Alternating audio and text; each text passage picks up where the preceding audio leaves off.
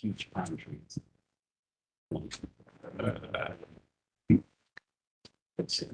Good evening, everyone.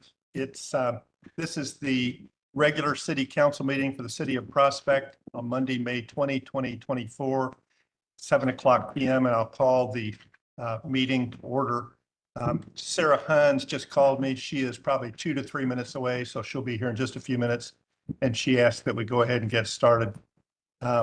So the first item on the agenda is the approval of minutes. The minutes of two meetings have been distributed to the council and posted online. And those are the minutes of the special meeting that took place on April 4, 2024, and the regular city council meeting of April 15, 2024. Are there any additions or corrections to the minutes? If not, is there a motion to approve the minutes of the April 4 special meeting? So moved. Second. Any further discussion? All in favor, please say aye. Aye. Opposed? That minutes of the April 4 meeting are approved. Is there a motion with regard to the April 15 regular meeting minutes? So moved. Second. Okay, Mr. Gibson moved and Mr. Fulcher seconded. All in favor, please say aye. Aye. Opposed? Those minutes are also approved. I'm advised there are no one signed up to make comments. Maybe they have. Yes, sir. Yes, ma'am. Yes, you may. Step up and tell us. Yeah, just. My name is Brenda Shealy. I live at 8501 Harrods Bridge Way, and I came to talk about my car wreck. Uh-oh. On Mondays, I walked with a friend at Oxford Law, and on the 29th of the spring morning, I got to the edge of the driveway. Harrods overlook is at the bottom of the hill, and I made a stop. And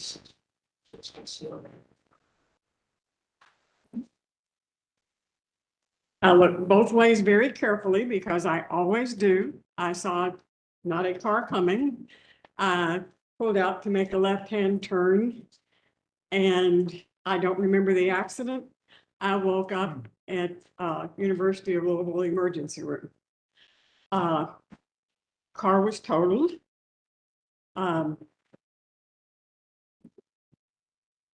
Thankfully, I was very, very fortunate and had minimal damage. I had a head concussion and a minimal brain bleed, and I have a neurologist appointment at the end of this month. But the police report tells me I failed to yield, and in addition to spelling my name wrong, they pointed out that the speed limit here is 55 miles per hour, which we all know is incorrect. I don't know how fast the car was coming down over the hill.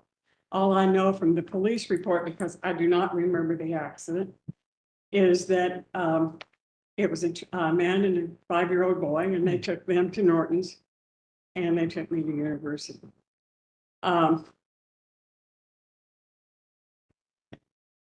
I don't know what we can do about being at the bottom of the hill and cars coming fast. As somebody pointed out, when I said I felt bad about the child, they said, well, you obviously did not pull out in front of anybody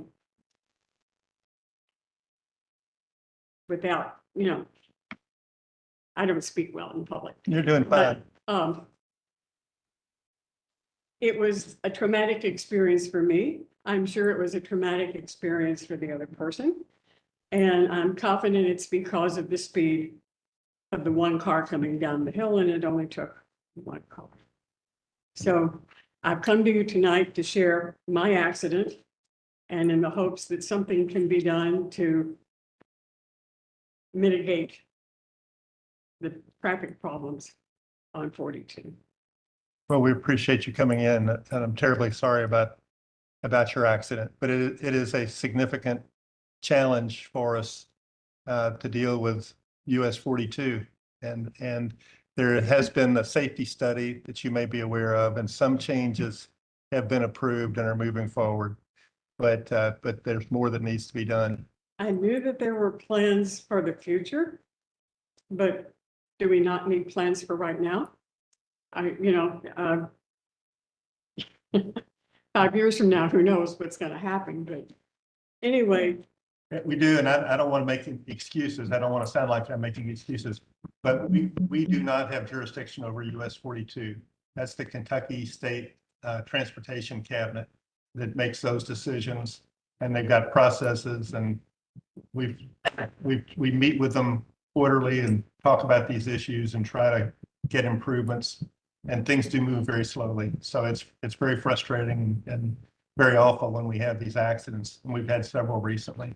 May I jump in? Please. We've got a meeting with them next month and we'll bring your accident to their attention. keep the picture. When I was, I'm John Evans, when I was mayor for almost 10 years, just before Doug, number of times, I don't know how many, half a dozen at least, I went to the highway people because, as Doug says, it's their jurisdiction, and asked them if we could do something about the hill in particular and about the 45 mile an hour speed limit through here, that it should be less, and they wouldn't do it. So it's not for want of trying. Maybe in the future, when we get this, I'm struggling for the right word, but this US 42 safety program underway, which is going to be sometime in the future, that may have an impact. It definitely will slow the traffic through here, but I don't know, and maybe somebody else knows, whether it will slow the traffic coming down that long hill. Not likely. Is I know it- from experience coming down that hill, your speed creeps up on you. You know, if you start at the top of that hill at 40 miles an hour and don't do a thing, by the time you're down at the bottom, you're doing at least 50, just because of the long, steep hill. And we need help with that, and we're not getting any. I was gonna say, is there any way to ask the Louisville Metro to do something about the speed? Louisville Metro doesn't control the speed either. That's, No, I don't mean about changing the speed limit. I Oh. mean ticketing people that are flying down there at 60 and 70 and 80 miles an hour. well, our police do write tickets on US 42 and issue warnings to people on US 42. We're even though we don't have jurisdiction over the highway itself, we do have jurisdiction. Our police officers have jurisdiction to enforce the traffic laws. Thank you. Well, thank you again for coming in. We're so sorry about your accident. All right. The next item on the agenda are there any other citizen comments? The next item on the agenda is the mayor's report. This evening, my report includes 4 items. First, I'm going to talk about recent city events. Second, I'll talk briefly about the cleanup that followed the April 2 tornado. Third, I'll speak about the mediation that involved Metro Louisville, the city of Prospect, and LDG. And fourth, I'll report on my tour of Rumpke's Cincinnati recycling facility. First, with regard to recent events in the city, they've included an April 21 flower walk in Harrods Creek Park, Kentucky Shakespeare's April 28 performance at the John Evans Pavilion of A Midsummer Night's Dream, and last night's performance at the Pavilion by the Ron Jones Jazz Quartet. Prospect residents and visitors to the city enjoyed each of these events. Second, on April 23rd, the contractor employed jointly by the city of Prospect and Metro Louisville completed the cleanup of debris from the April 2 tornado. The city of Prospect has made an insurance claim for minor damage to City Hall, to the book deposit box, and to a swing in Harrods Creek Park. Contractors employed by Prospect residents continue to make repairs to homes damaged in the storm. The third part of my report has to do with the May 9 court-ordered mediation in the LDG litigation. Chris Gorman, John Clark, Don Gibson, and I attended and participated. We were joined by Matt Baston, one of the attorneys employed by the city's insurance carrier. The parties did not reach a settlement, but I believe that we made good progress. If we do not settle, LDG's claim against the city will be tried in September 2024. The city's appeal of the zoning change approved by the Louisville Metro Council is in the Court of Appeals. Grover Potts, our attorney, is drafting the city's brief in support of our appeal. The final part of my report relates to my May 7 tour of Rumpke's Cincinnati Recycling Facility, which is one of 8 such facilities owned and operated by Rumpke. Rumpke built the facility I toured in 2013 at a cost of more than $36 million. The facility operates 3 shifts each day. 2 shifts involve sorting materials, and 1 shift is devoted to maintenance and cleaning. A tour of the facility I've visited gave me a greater appreciation for the value and importance of recycling. The facility sorts 50 tons of material each hour. That's 50 tons every hour. Rumpke successfully recycles 87% of the material brought to the facility. 3% of the material is recyclable, but is missed in the operation. And 10% of the material that is brought to the facility is trash and is not recyclable. I plan to continue to learn about solid waste removal generally so that the city can make the best decisions possible on this important topic. That concludes my report. Next item on the agenda is a financial report from John Carter. I emailed the compiled financials this afternoon. I don't know if anybody's had an opportunity to look at them, but I am going to summarize them today. Cash on hand as of the end of April, which includes our checking, money market account, and our KLC PNC investments, totals approximately $3.6 million. Our revenues are all on track. Our expenditures are on track as they should be at this time of the year. The restricted road aid fund now has accumulated to $235,000. And if you have any other questions, let me know. Any questions for John? All right. The Forestation Board report. Linda?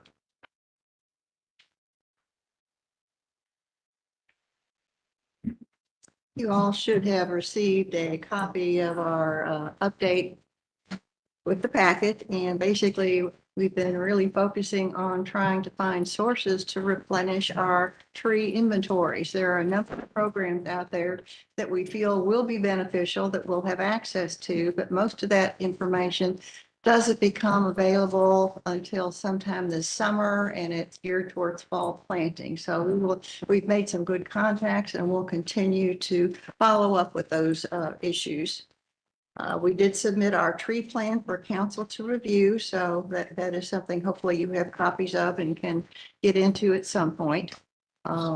But the other thing I want to get into in a little more detail is the ordinance. I know it's on the agenda at a couple of different points at the balance of the meeting.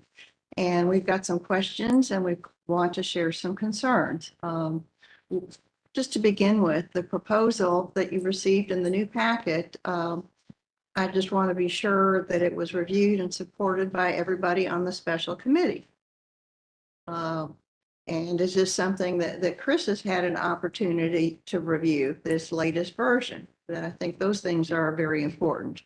And I would note that the version that you got in your packet was not reviewed by Forestation, nor was there a public meeting to review this particular version. So these are all just things to think about. So just looking at the document itself, this latest version, there's nothing in it that supports important practices on tree planting, pruning, or maintenance. And there's established standards from the International Society of Arboriculture, and there's another one in ANSI 300 from American National Standards Institute. These are very important standards that are used in cities and governments throughout the country. the remediation process and the notifications. We just want to make sure that that is a collaboration with everybody that's involved, that we're involved with the chief, we're involved with code enforcement, that we kind of know where we start at point A, who does point B, et cetera. So that could be spelled out, we think, a little better. The permit application process, the new ordinance, chapter 150, resolved a lot of the questions on that, and I think that will be very useful. But again, in this new document, it talks about that being part of the tree plan. I mean, we've got it in an ordinance. Is it really something that should be in a tree plan? There's a concern that forestation members that we consult on various guidance issues, but we should not be the final decision on anything without professional review. If we don't have that, I think, while most of us know maybe a little or enough to be dangerous, we're not experts. We don't have certifications that could be a liability if we tell somebody to do something without an arborist to back that up based on their training and certification. Another thing that's in there, it does talk about that service to residents would be available at no charge. That's not part of the current contract with our arborist. At least that's my understanding. There's also a portion that talks about remediation on private property being paid for by the city. So these are all, I think, questions that we have that hopefully as you get into the document and look at this latest version, that is it really what we want or need? So yes, ordinance changes are not easy, and a goal of streamlining it, making it more user-friendly is always a good thing. But can you guarantee that everybody's going to read a new version or understand a new version? Probably not. And as I've been told in the past, ignorance of a law or an ordinance is not an excuse for failure to comply. So the more information we have is probably a good thing. And we really don't want to lose some of the components that are in the original document that was modified. A lot of people spent a lot of time on it. Doug was involved with it. Chris was involved with it. So overall, where we go from here, I think merits further discussion, but the Forestation Board still supports and recommends the original version A as we've reviewed it. So that's kind of where I am on that topic. And if there's other things with forestation you have some questions on, and I'm sure you'll be talking more about the ordinance as the meeting continues. So, yeah, Linda, I did have a question on your meeting report. Yes. You said that one suggestion is to increase the size of the trees being within ArborVest, and that perhaps additional funding would be needed to be able to accomplish that. Yeah, a bigger tree is going to be more expensive, and I know the budget is kind of tight right now because we've had all these surprises this year. So there's a couple ways to look at it. I don't know if there's funding from another resource within the budget that could be available. So getting a little bigger tree gives us a little better head start on putting things in. So we might not be able to offer as many trees, but we could offer bigger trees. So that is one option. And I know Andrea is reaching out to some of her contacts just to get pricing to see how much more that would be to offer bigger trees. And certainly we'll be following up on some of these other resources that, outside what we spend money on, Trees Inc., et cetera. There's several different organizations. The Parklands was doing an event. I think they'll have another one later. So there will be more trees we hope available. We can't guarantee that they're all going to be something bigger than the 3 gallon that we typically use at ArborFest, but we'd like to not rule that out. One of the funding is clarification, because if the additional funding is needed, I think it's a great idea, especially with the events of, Right. obviously. That's kind of why the topic came. Thank you. Any other Anything else? questions for Linda? Thanks, Linda. Okay. Appreciate your work and appreciate your report. Parks and Recreation Advisory Committee, that Carolyn?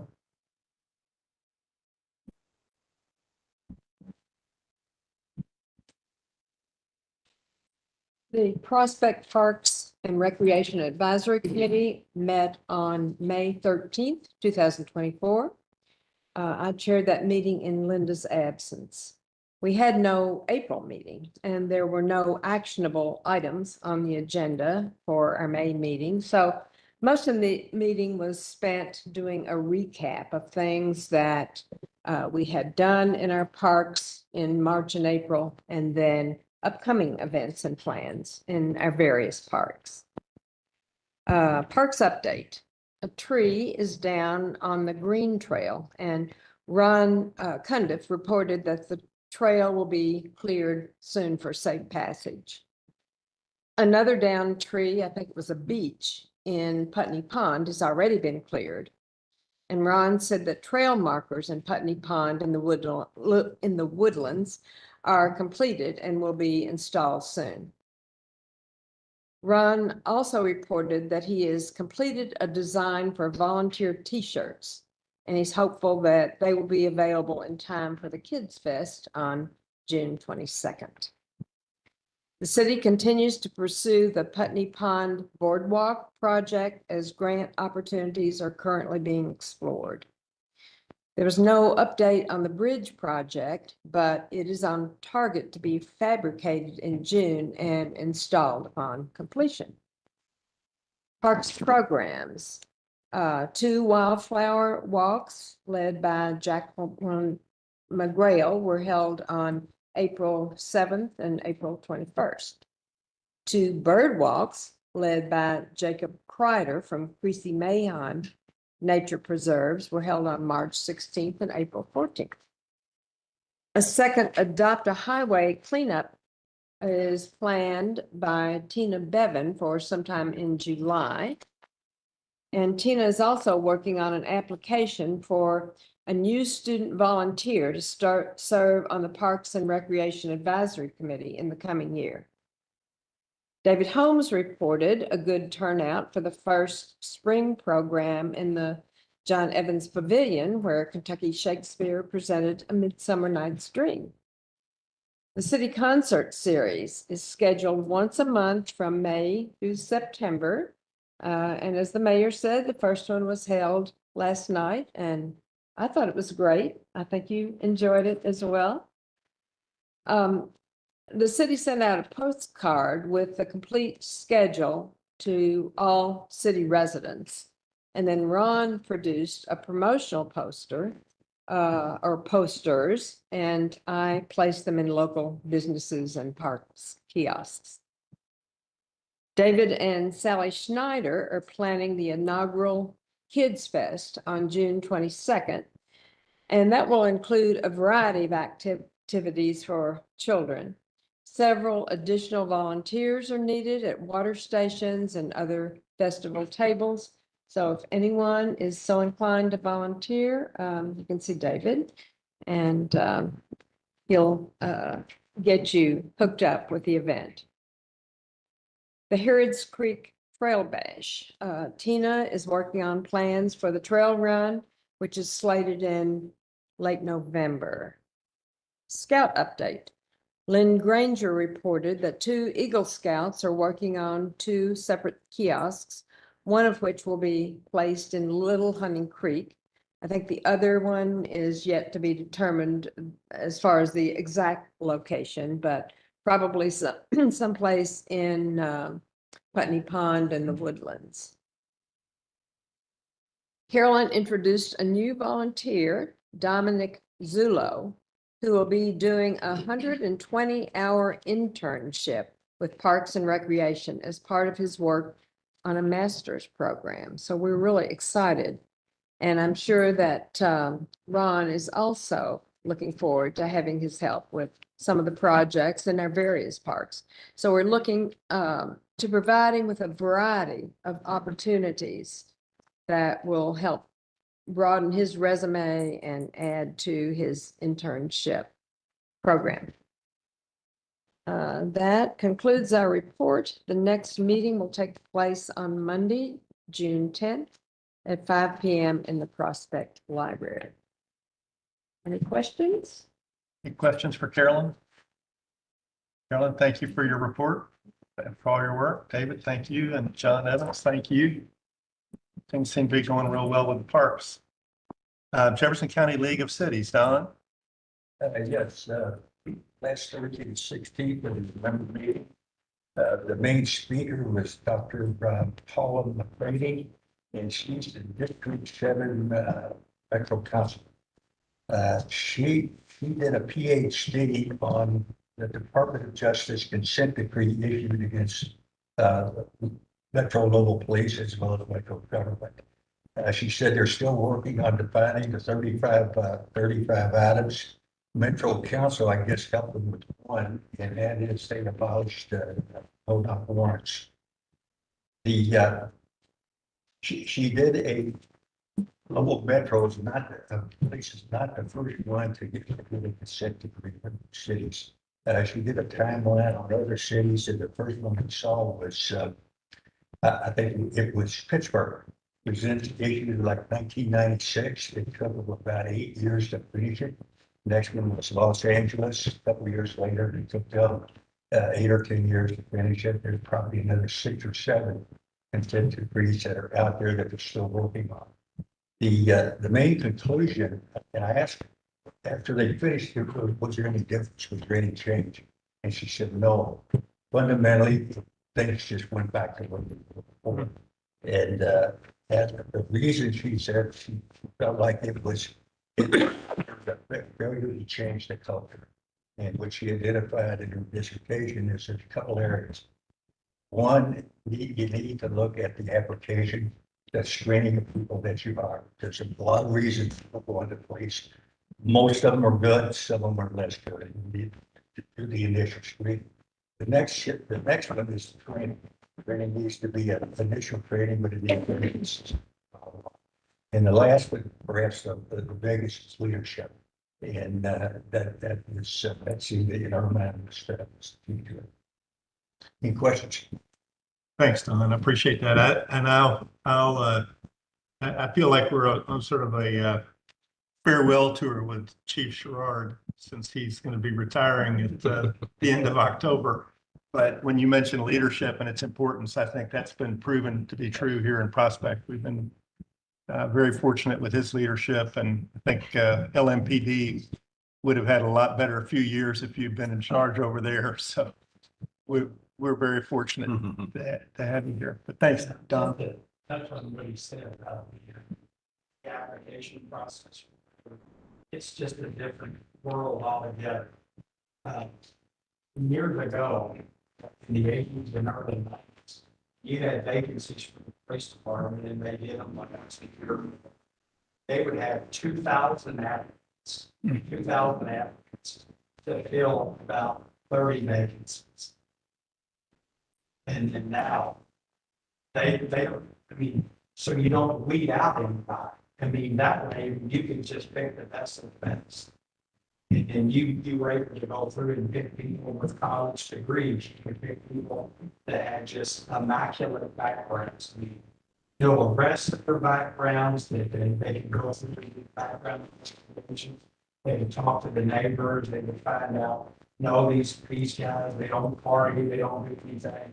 They're just really good people. Now they can't do that. I went to a training conference years ago at the DEA Academy. Guys from all across the country, and met with a guy from both New York, Philadelphia. And the guy from New York was telling me, this is in early 2000. He said, I would not want to be in New York City in the next 5 years. Because, and at the time, New York City police had 30,000 members. But in 2 years, they were going to lose 10,000 officers in the 2-year people through retirements. And they said at that point, to replace those 10,000 people, they only expected 15,000 applicants. Meaning you're not weeding hardly anybody out. So you can't, you're basically having to hire 2 out of every 3 people that apply. So you don't get the cream of the crop anymore. It's just a different animal altogether. In these last 5 or 6 years, I mean, LMPD is not quality applicants anymore. I mean, they don't get to exclude people. I mean, they had people with, misdemeanor criminal charges and stuff that have been on them. They had people with with stuff. I remember, I mean, if you even had a DUI or whatever, they would throw that damn thing in the garbage. They would. I mean, they would just exclude all kinds of stuff. But if you had a hint, any sort of a domestic thing in your background investigation, unhired. Because when I was in training, we would have those things coming through. And then we would declare that person unhired. I don't know that they exclude those people. But I don't know that they had much choice. Because if you got it, so it's really tough. And I'm sure that, I don't know whether or not she saw all that, or they explained any of that, but, they just don't get the outcomes that you get. And you can't weed out the trash. That was a scary proposition all the way back in 2002. And it's only magnified. I asked her, was there any data on the community that the police were barricading in? And she said, what do you mean? And I said, compliance. Is there any improvement in compliance? And she said, you mean you're talking about human behavior, changing human behavior? And she said, are you talking about things like the parents check their kids' backpacks to see if there's any gun or anything in them? Do parents get their kids off to home before 10 o'clock at night with the rule that says that nothing good happens after midnight? Is that the kind of thing you're talking about? I said, yes. And she said, no. I said, this is something we need to work on. That's what. Yeah. Thanks, Don. She did a good job. It was an interesting. Thank you for the report. Any questions for Don? Okay. The council's committee for reviewing and reconciling proposed versions of ordinance number 637 to amend and modify the forestation ordinance. Does that committee have a report? We've compiled all the thoughts, put them together. The council has seen a clean version of the thing that John previously put together. Beyond that, it's up to the council what they want to do with it. We need to hold the public meeting that Linda talked about that we had promised that we were going to do. Mayor, you recall, we've had this discussion that you want to be a part of that and you're entitled to do that, and we're unable to be at the last meeting, so we just need to schedule another meeting. Okay. To have that discussion, because we do want to hear from the forestation board and the public to the extent that they have any comments on that. Okay. We'll work with you to schedule a date and time for a public meeting. So that brings us to the police report.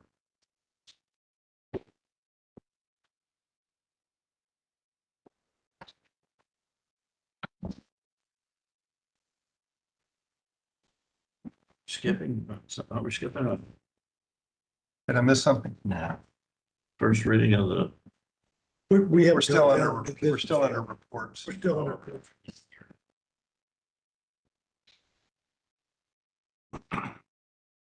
Hey, another pretty quiet month. House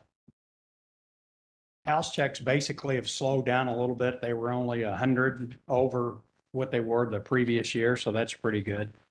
Catching a little bit of break on that. Activities and stuff, nothing particularly significant about that. The dispatch runs increased some, but the officer initiated stuff went down.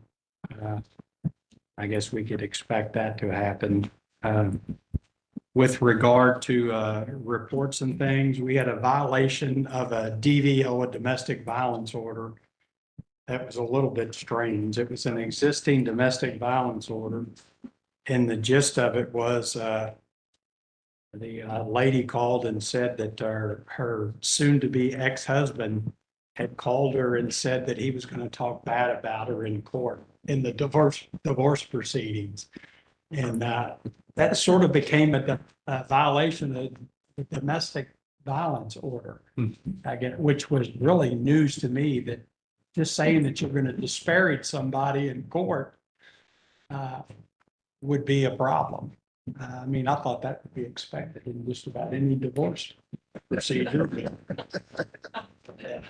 I don't know. You know, he was going to impugn her character in court, and that became a violation of domestic violence, and it was done over the phone. So that was a little unusual, but we took a report on it. We had a theft of identity, which is a monthly thing. We had another case of where somebody had a check stolen out of a mailbox. They got it, they washed the check, made it out to somebody else, altered the amount. They changed the amount from $120 to $4,200. And so anyway, the owner of the account discovered it, got it reported to the bank, was able to get his money back.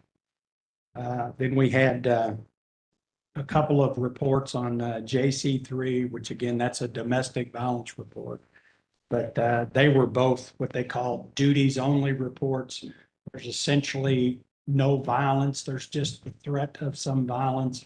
Nobody was hurt or anything like that. All the parties were agreeable, but just by law, we're required to make a report on those situations that we responded to a domestic situation, but nobody was hurt or anything like that.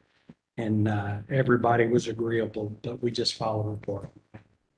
We had one code enforcement from Mike Thomas where he actually issued a citation for excessive grass. It was a property over in the estates of Hunting Creek where the homeowner had deceased and nobody was taking care of the property. They tried to work to get something done. At one point, they thought a bank had owned it, but nobody was responding.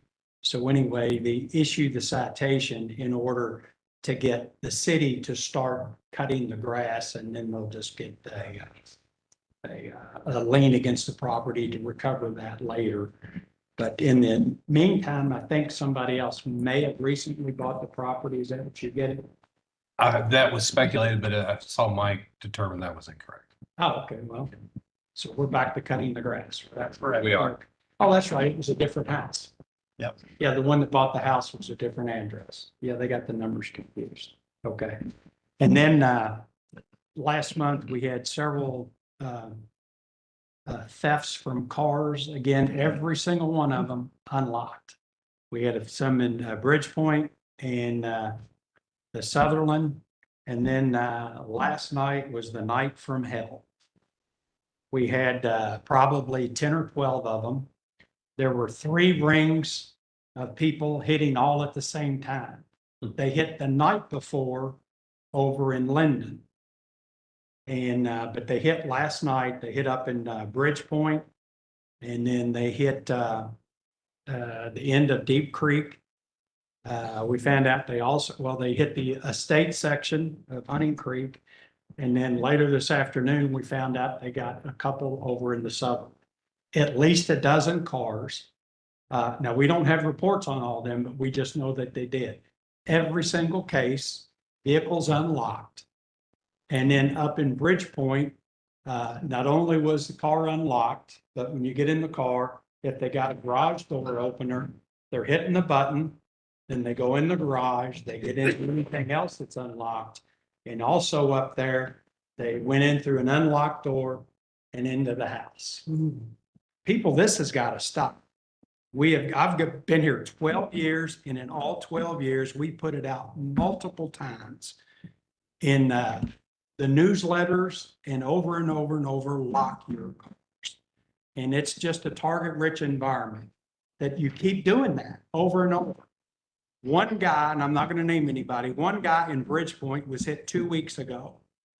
He was hit again last night. And once again, he left his damn car unlocked. I don't know. I mean, you can get people to water, but you can't make them drink. The only thing that we're missing right now is we're not putting out cookies and milk and a welcome mat. I mean, this is beyond ridiculous. In the videos in Linden, these guys are armed with guns. They wear masks, they wear hoods, and they're going to keep coming out every night when you open your doors for them. I mean, this is beyond stupid. And I'm frustrated beyond belief that we have to do this every night. And then in the morning, then the phone calls come in. And, you know, we have like one person working and then you can't be all over the place. You can be back in the subdivision, but you can't be back in 5 subdivisions at once. And then they're in very quick, in and out. One of them had a van and then multiple people were seen getting out of a van. Another one had a big SUV. Plus we had an SUV stolen. So, Any luck with our flood cameras on there? no, because they do it in stolen cars. They are not the least concerned about being on a flock camera. Because it's a stolen car to begin with. And so now the vehicle that was stolen, now the one that was stolen is actually on the Oldham County side of the estate section. So that's not our report. Not that that's any consolation to me. I mean, it's around the corner from us. We still got a call on it, so we're aware of it. But that vehicle, I guess when it went out, wasn't captured because it captures coming in. So it was not captured going out and it had not hit the flock system yet. So it is what it is. I think on the next door, there was a report about Prospect not having police on duty from, I think it said 4 to 7. And from my discussion with you, that wasn't correct last night. He was here till 7 o'clock on all the damn reports. And he Right. sent me a lengthy email, you know, that long. Yeah, so the idea that, I mean, we want one of our police officers, at least one of our police officers on duty 24/7. But we've got, back to our discussion about the shortage of police officers, we've got a shortage of, and it's a lot of competition for police officers. So, but the chief's exactly right. I mean, our fellow citizens are inviting the bad guys in by leaving their cars unlocked and their garage doors open. Well, and It's then nuts. the one last night in Bridgeport, you know, as soon as that happened, they started getting hit. Linden Police came over and Metro Police came over to actually help us on that. And then they found information out in the front yard in one of them when they discarded. You know, they get very little.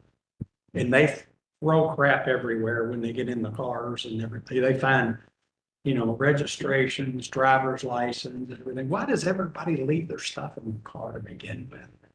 And that's a young person thing. My 2 boys, if they did that, I'd strangle them. If I find out they're leaving their wallets in their car, I'm gonna beat the living hell out of them. But, that's great on tape, isn't it? But, it boggles the mind It does. that you would continue to do that. But boy, they sure do. The van and the SUV were verified as stolen that they were using. No, I don't know that yet. Okay. I know that one of the SUVs, we believe that people were seeing was one that was already stolen over there. I'm pointing to you and thinking of the other one. No, that wasn't it. So I'm really getting confused now because they're sold. But it was the one over by the estate section. And it was just around the corner from us. The one in Deep Creek was a black SUV Yes. and But the vehicle we had stolen was a black. that might have been it.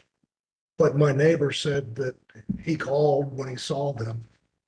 It was about 2:30 in the morning when he saw them coming by and they were, And when the Bridgeport one came out, we were already in the process of taking a report on another one. And so we weren't up in Bridgepoint. And so when they found something, a Metro officer went to the front door of the resident in Bridgepoint where they, I probably shouldn't be saying this, where they actually went in the house. that's scary. Yeah, they actually went in the house because they used a clicker, then got in the door. But a Metro officer was different. And that's how they knew that something had happened. And then they come downstairs to answer the door. And then they noticed that some stuff had been moved in their house. My neighbor who saw them said, as you reported, Chief, that they had hoodies on and masks and were running Yep. down the street being followed Yeah. by the car. Yeah, so even when they capture video or whatever, it's not. I was hoping for a license plate, but it's, hadn't thought about the stolen aspect of it. Yeah, no, they'll steal one night, if they're lucky enough to get a car, they load it up and they'll take it out the next night. And then they'll use it someplace else. So that's why they don't care about fly, because it's already kicking up on fly, has been stolen elsewhere. Thanks, Chief. Any other questions for Chief Sherrard? Appreciate the I'm report. sorry. Under new business, the first item under new business is first reading of an ordinance amending the budget, the general fund. John, you want to talk about that?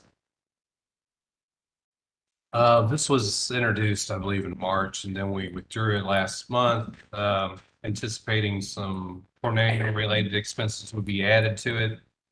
As it's played out, the tornado expenses we haven't received yet. Yet we're behind on a couple items related to like the capital outlay. We've exceeded budget and the police department.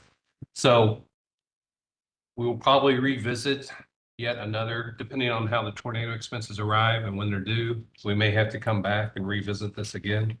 But we thought it was important to go ahead and correct what we know now. The main adjustments, you'll see some have been reduced, and that's just because we have better numbers.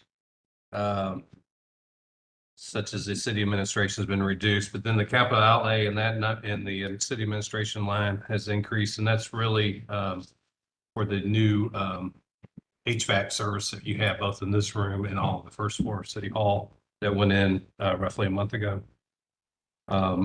We've increased, well, again, the police department's numbers has decreased, and that's in large part due to retirement benefits no longer being needed to be paid to certain employees that don't work here any longer.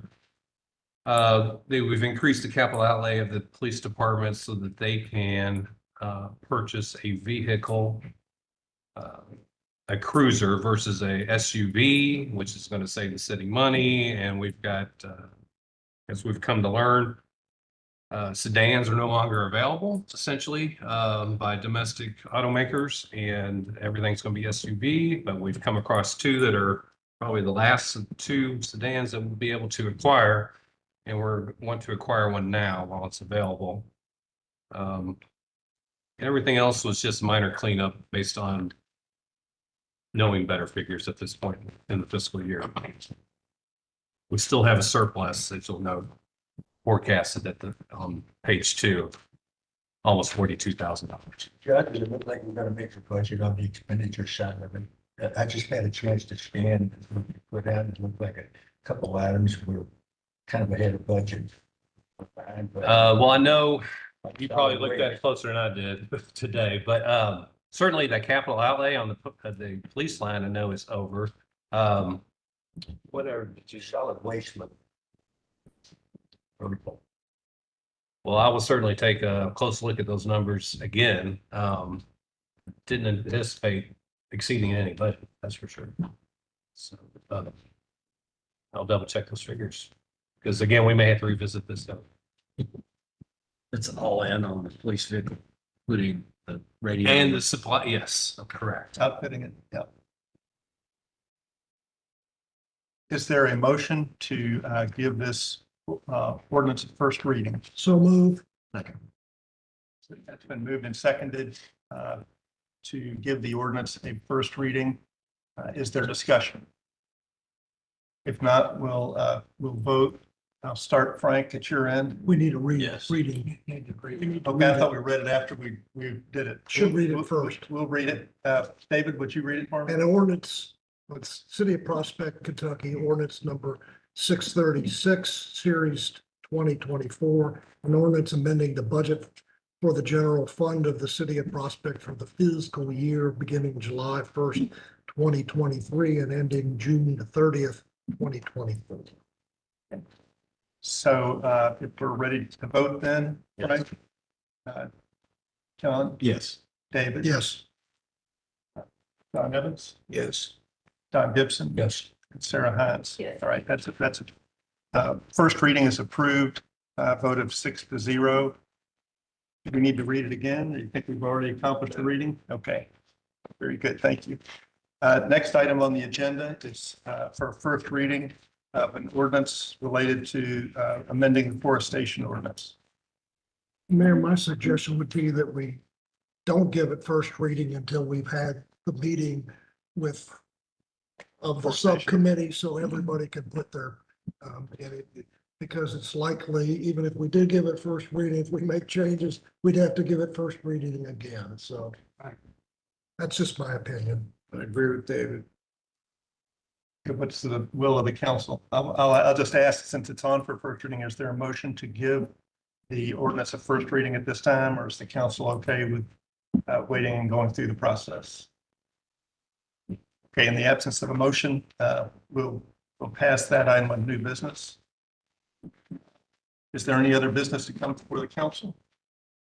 Mayor, you and I discussed recently the information we've received about the post office, and I would like at least to say something publicly about that. I think most of you have gotten a postcard in the mail, or some of you have, indicating that our post office has lost its lease.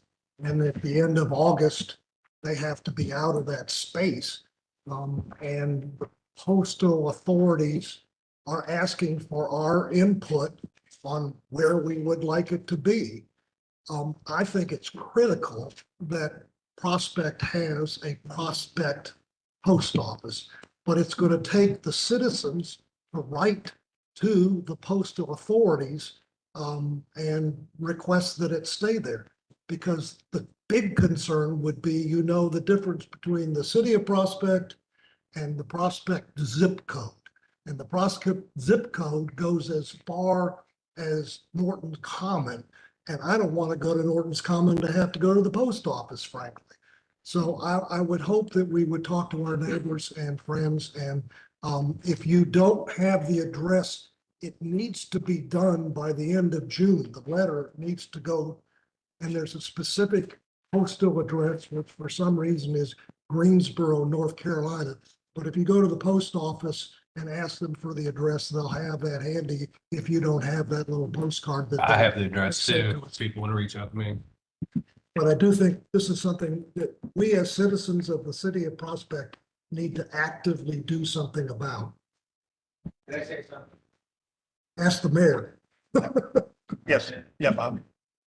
I spoke to an employee in the post office about 2 weeks ago, and he said that the location that is top in their list is the Linden post office. Because it's big enough to handle us. So we want to keep the post office out here in our city limits. We're gonna have to do something, otherwise the leading candidate for us is the Linden post office. It's already built, it's big, and that's where they're primary. And that's a long way from us. I thought it had to be in 4059. It does. Is Linden and I don't know. No, it's not. I started that. I'll mention, I am in communication with a gentleman named Joe Woodka, who's in Chicago, who works with the post office in selecting sites for post offices. And based on the discussions I've had with him to date, it seems that there may be a temporary relocation of the post office with a view toward us having a permanent location in our business district, but that may be a year, 18 months or 2 years away. So I'm still talking with the gentleman, so I don't have anything more definitive to report than that, but they're listening to us, and I think letters will certainly be helpful. so it would be constructed, a building that would be Didn't constructed? Didn't that postcard ask for recommendations on facilities? As opposed to just say, we want it here. I thought that when I read that. I think you have to tell them what you want as a citizen. If you have suggestions on a location, I'm sure they would be happy about that. When is, I thought that's what they were asking for, recommendations on available facilities. We get clarification, Like that what they're asking for, and make sure that we're answering whatever the question is.